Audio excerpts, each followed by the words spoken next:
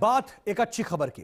दरअसल एक शख्स जिसने हथियार उठा लिया था और नक्सली संगठन के साथ जुड़ करके हिंसा के रास्ते पर भी बढ़ चला था, उसने अब पत्रकारिता का दामन थाम लिया है और वो ये संदेश दे रहा है कि बदलाव बंदूक से नहीं, कलम से आएगा।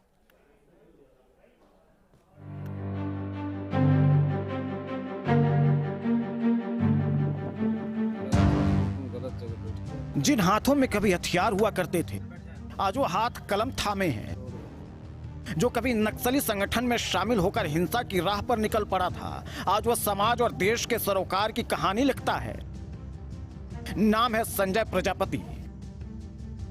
एक वक्त था जब झारखंड के लातेहार में रहने वाले संजय प्रतिबंधित उग्रवादी संगठन जेजेएमपी के पूर्व सब जोनल कमांडर हुआ करते थे, लेकिन अब वो नक्सलवाद और हिंसा को छोड़ चुके हैं।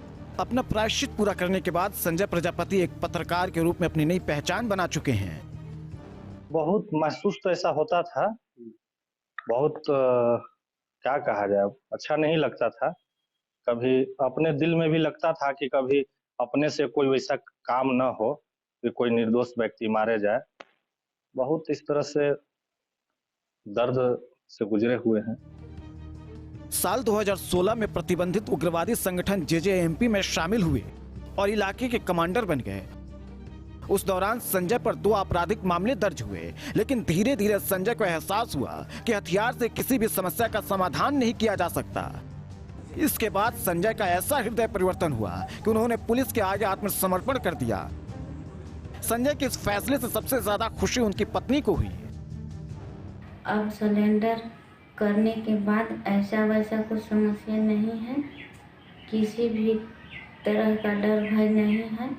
अब सभी परिवार एक साथ रह रहे हैं, जो सबसे बड़ी खुशी है। आज कहीं भी जाते हैं तो इज्जत की नज़र से लोग देखते हैं। संजय जब अपनी सजा को पूरी कर जेल से बाहर आए तो उन्होंने पत्रकारिता में करियर बनाने का फैसला किया, ताकि वो अपनी कलम के जरिए देश और समाज की सेवा कर सके और लोगों से जुड़े मुद्दे उठा सके। फिलहाल संजय एक दैनिक अखबार में काम कर रहे हैं और एक जिम्मेदार और कानून को पालन करने वाले नागरिक की तरह जीवन यापन कर रहे हैं। इसी के साथ वो सभी के लिए एक मिसाल भी बन चुके हैं।